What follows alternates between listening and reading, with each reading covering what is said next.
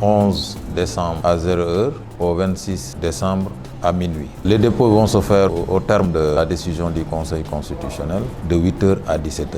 Mais le dernier jour du délai, il y aura une permanence au Conseil constitutionnel jusqu'à minuit.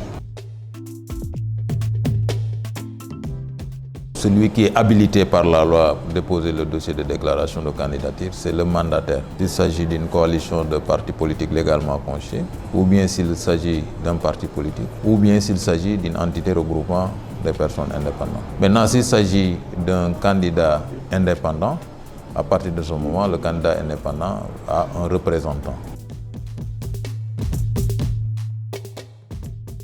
Au niveau du Conseil constitutionnel, c'est le greffier en chef qui reçoit les déclarations de dossier de candidature.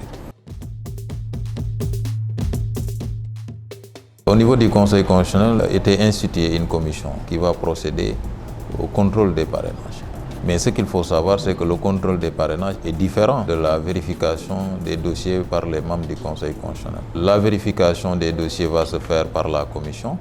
Et après cela, il y aura un procès verbal concernant chaque candidat et qui sera versé au dossier.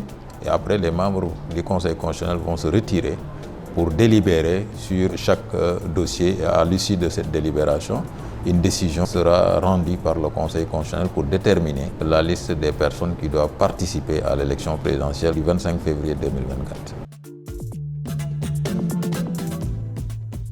Le contrôle se fait par le biais d'un logiciel qui sera confectionné par le Conseil constitutionnel.